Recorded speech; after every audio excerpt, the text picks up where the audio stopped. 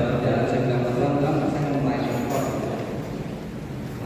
sertai kami dalam perjalanan sampai di tempat ini jam 6 tadi. Kemudian hanya 1 jam saja karena awalnya sudah dibuka. Nah, yang kedua saya mengucap syukur juga buat gembala di tempat ini, Pak Indra dan Ibu, juga hamba Tuhan dan majelis Elohim Istri yang memberikan izin kepada saya untuk boleh melayani tempat ini dan menyaksikan firman untuk kita semuanya. Waktu anak-anak belum lahir atau baru mau lahir, secara manusia kita boleh berencana, sudah memikirkan bagaimana sekolah anak-anak. Tapi pada waktunya, pada waktu dicairkan dan pada waktu 2020 yang lalu pas pandemi, uang sekolah anak-anak nggak bisa cair. Jadi yang harusnya itu dibutuhkan untuk anak-anak sekolah tapi nggak bisa cair. Jadi apa yang manusia rencanakan jauh-jauh, ternyata rencana Tuhan berbeda. Seharusnya materi pagi hari ini sama dengan lagu terakhir, harusnya langsung amin Pak. Sama itu yang saya membawakan.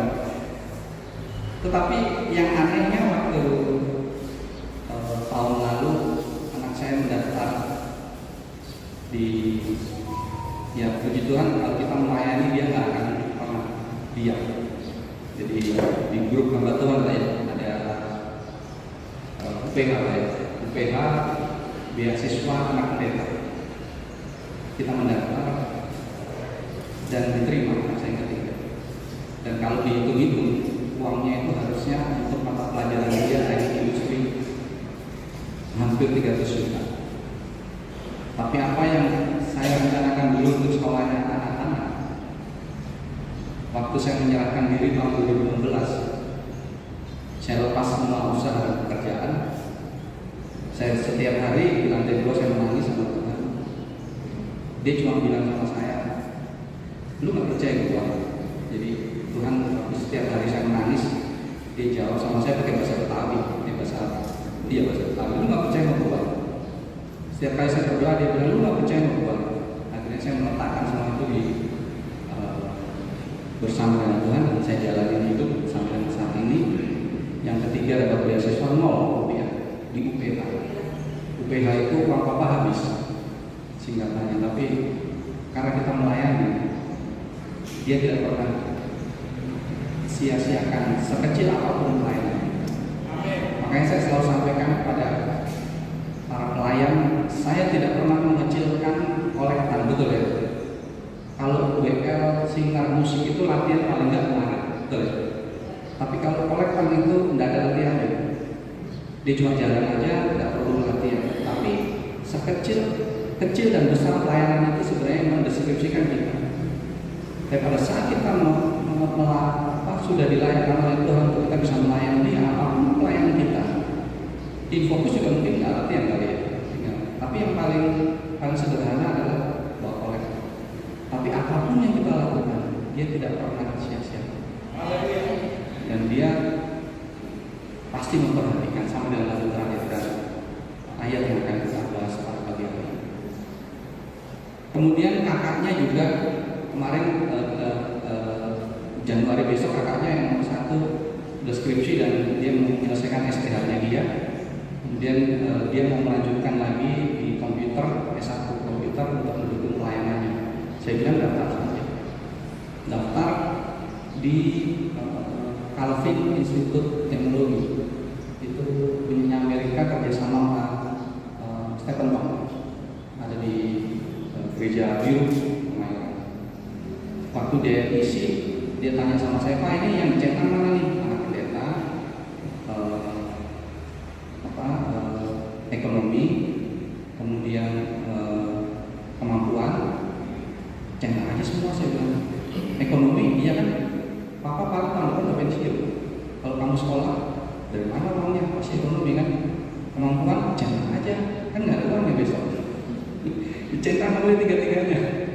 Ternyata dia dapat beasiswa lagi, prestasinya oke, anak pendeta diterima, ekonomi diterima, Yang terakhir kesulitan waktunya cetak diterima. Dan kalau di total untuk mata pelajaran dia itu sekitar 210 juta. Tapi dia cuma bayar 1 juta setiap bulan. Nggak masuk akal. Tapi bagi Tuhan semuanya mungkin. Kalau itu total sudah setengah M buat sekolah dua anak saya ini yang berdua tahun depan udah selesai. Dia mau ngikutin adiknya karena dia D3 di Bogor, hanya D3 untuk di pastry. Dia bilang saya mau lanjut S1 ya. Jadi seperti kemarin dia mendaftar tahun depan di UPH. Jadi apa yang kita rencanakan dulu ternyata Tuhan mampu lengkapi di masa mendatang. Kita tidak pernah tahu apa yang akan terjadi di 1 jam ke depan. Yang saya katakan tadi, kami sudah merencanakan untuk kesini itu sudah jauh-jauh hari sebelum awal bulan.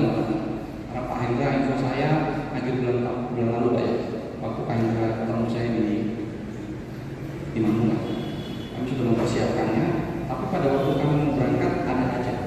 Tapi justru apa yang mau disampaikan pagi hari ini dia jadikan itu di dalam kehidupan saya. Kamu percaya nggak sama saya? Apa yang akan kamu sampaikan itu yang memang terjadi dan Alkitab tidak akan salah.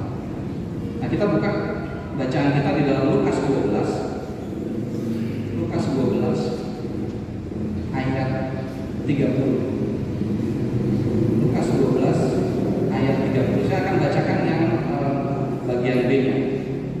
Akan tetapi Bapa tahu bahwa kamu memang memerlukan semuanya. Jadi akan tetapi Bapamu tahu bahwa kamu memang memerlukan semuanya. Jadi sebelum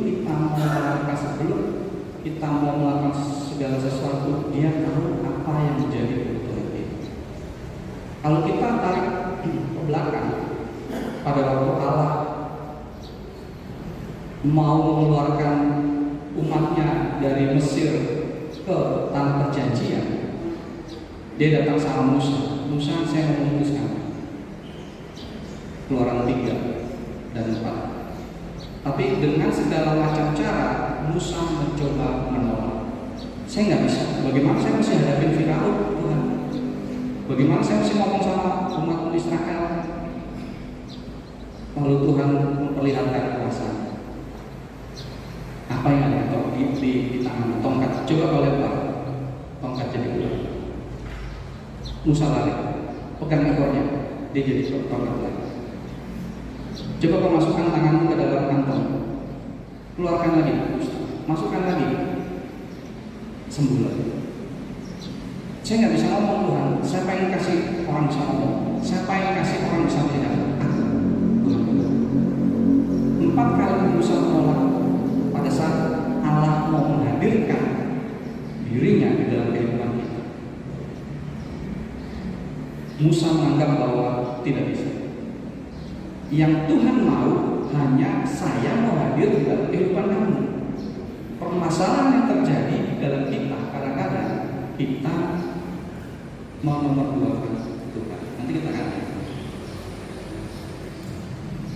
Pada saat Allah membawa Israel keluar dari Mesir kemudian ke tanah perjanjian, Dia menyatakan dirinya, Dia memperlihatkan kuasanya bahwa setiap siang mereka ditutupi dengan awan.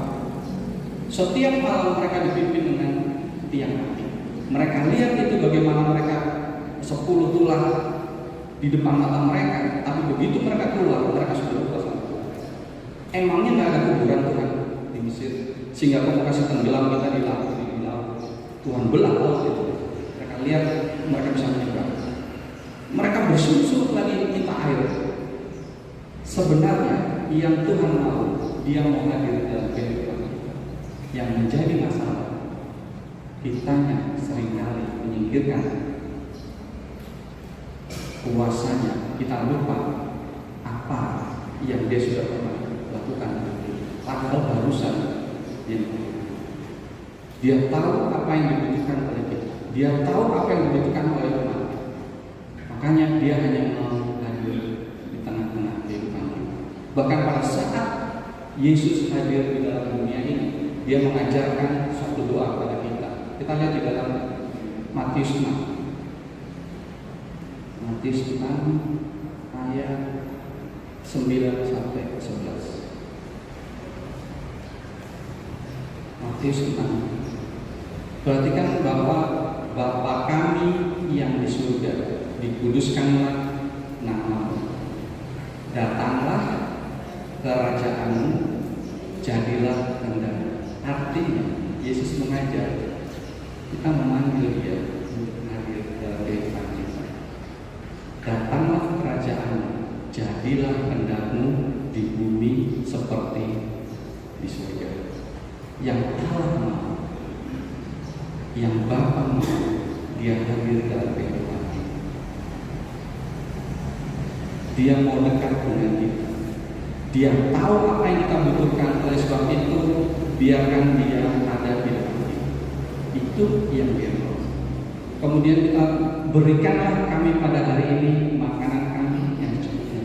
Dia tahu apa yang kita butuhkan. Makanankah, kesehatankah, rumahkah, usahakah, apa saja dia mau.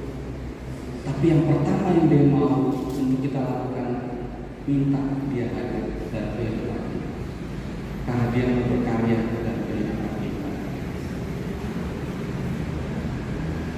Coba kita perhatikan ayat bacaan kita kembali tadi di dalam Lukas 12 ayat 30. Kalau kita lihat Lukas 12 ayat 30, perikop itu menunjukkan dengan hal kekhawatiran. Kalau kita tarik satu perikop di atasnya, maka ada orang kaya yang bodoh. Orang kaya yang bodoh ini menganggap, yang saya katakan tadi, saya sudah punya rencana untuk anak saya, tapi saya tidak pernah tahu apa yang ada di depan. Orang muda yang kaya ini punya rencana, saya hasilku banyak, belum nunggu saya gedein sehingga habis itu saya tenang. Itu rencana manusia. Tapi Tuhan bilang, yang punya nyawa, aku, saya cabut nyawamu, selesai. Sebelum sampai hal kekhawatiran, Yesus mau mengajarkan bahwa jangan khawatir dulu. Yang paling utama yang punya nyawa itu aku. Jadi kalau aku yang punya nyawa, aku yang punya kuasa terhadap nyawa kamu, maka itu yang harus kamu takuti, yang bisa memberikan kehidupan itu. Coba kita tarik lagi ke belakang satu perikop pengajaran khusus bagi murid-muridnya. Apa yang Yesus ajarkan di sini? Dia kasih tahu, nggak ada yang harus kau takuti di dunia ini.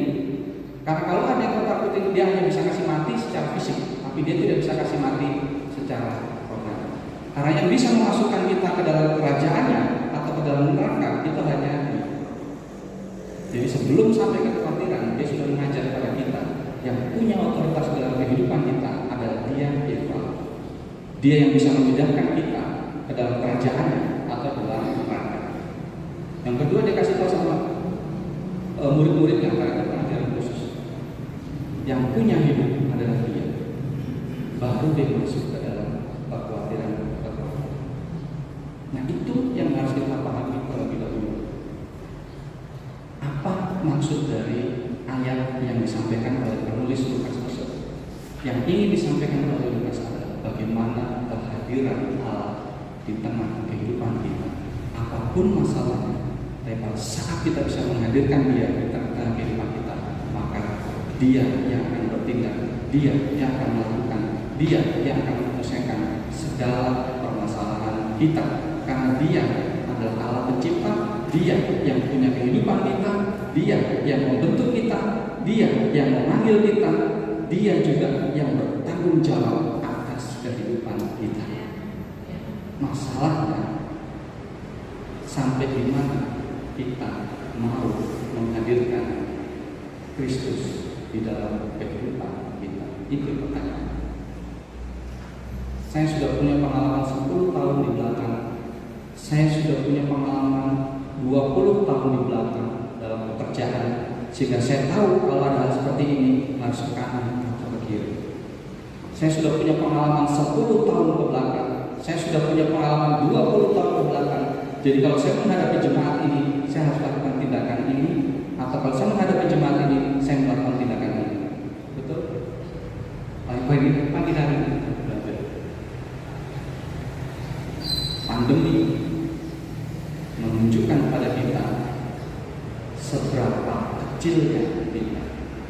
Setiap hari, telepon saya, entah itu teman-teman saya SD, entah itu teman-teman pelayanan saya di Surabaya, entah itu teman-teman tambang saya, setiap hari si A mati, si B mati, si C mati.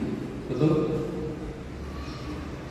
Tidak berkuasanya kita. Oleh sebab itu pagi hari ini Yesus mengajar muridnya juga kita. Dia yang punya kehidupan. Dia juga yang bertanggung jawab terhadap kebutuhan setiap kebutuhan. Sampai di mana kita mau merelakan, mau mengizinkan Dia, mau meletakkan segala kehidupan kita kepada Dia. Nah, itu yang menjadi masalah.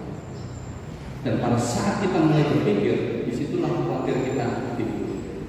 Oleh sebab itu, Yesus mengajar pada kita urut-urutannya supaya kita tidak khawatir. Apa yang menjadi masalah dalam kehidupan kita?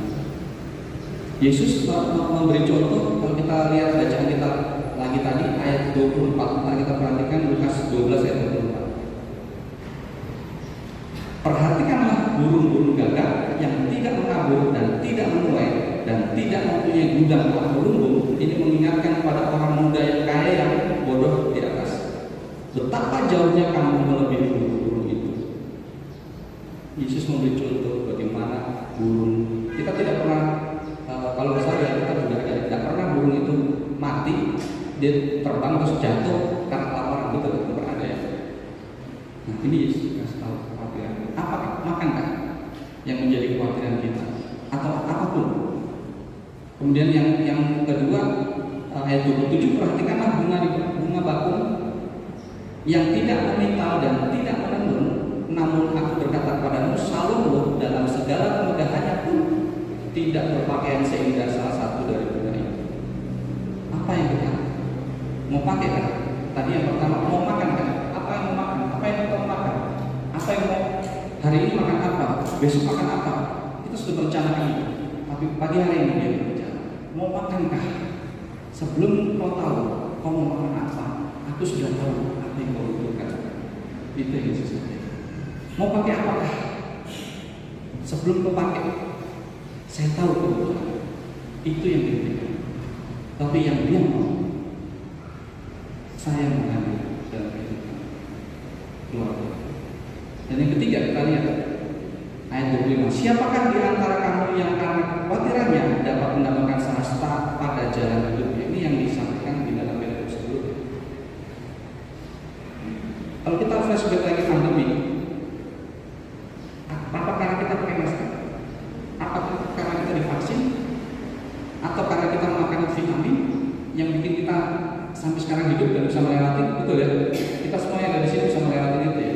Tapi apakah teknologi itu bisa menghindarkan kita dari kematian pada saat pandemi? Tidak. Semua karena dia masih punya rencana dalam kehidupan kita sampai dengan saat ini. Dia mau untuk kita melaksanakan apa menjadi rencana dan pelayanan kita dalam pekerjaan kita. Teknologi apapun tidak pernah akan bisa memungkinkan kita untuk nambah 1 menit 1 hari. Oleh sebab itu, apa yang kau khawatirkan? Nyawa kita.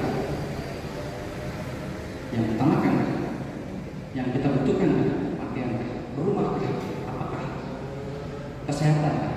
Kalau sampai saat ini kita ada. Waktu pandemi juga saya ketakutan sama ibu saya. Dia sekarang 85. Waktu pandemi kan kemarin tahun 2020, tahun 85. Jadi kalau kakak-kakaknya dia datang ke rumah, saya bilang dia mending kau tegur atau saya tegur. Karena kakaknya dari pasar kan dia datang. Main datang aja. Saya bilang mending kau tegur dia deh. Kalau saya tegur, saya berantem dengan dia. Karena saya mesti jaga mama. Itu dari pasar datang aja pada waktu pandemi. Tapi di atas semuanya itu, kalau dia masih ada, berarti dia Allah sebenarnya rencana. Oke, bagi 85. Begitu juga kita. Apa yang kita khawatir? Kalau kita bisa lewatin sendiri, dia tahu apa yang kita butuhkan.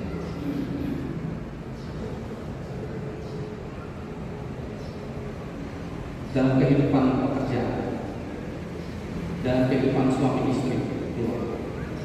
Pada saat suamimu ada masalah, pada saat istrimu ada masalah, Kita hadirkan Kristus atau kita hadirkan otak kita dalam usaha kerja?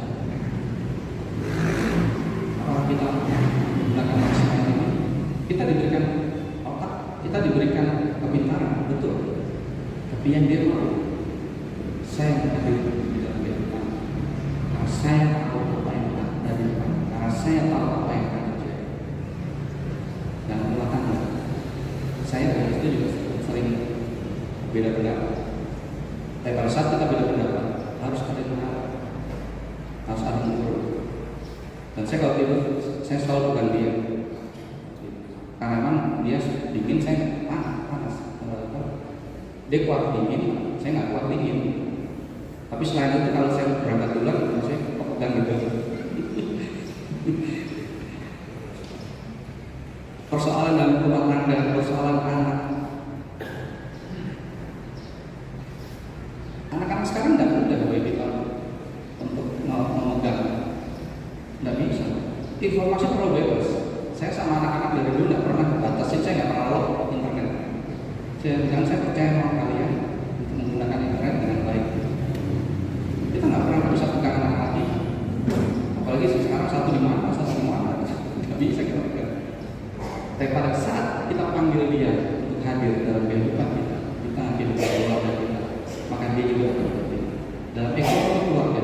Studi anak-anak saya sampaikan apa yang sudah kita rencanakan, rencananya dia lebih daripada rencana. Jadi pada saat kita bisa menghadirkan dia dalam kehidupan kita,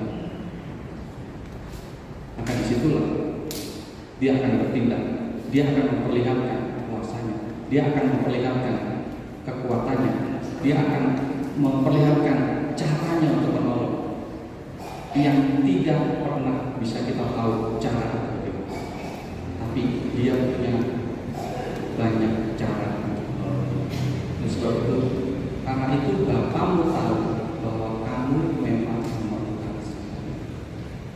Kekhawatiran terjadi karena kita tidak pernah mengizinkan Allah hadir dalam kehidupan kita. Kita tidak bisa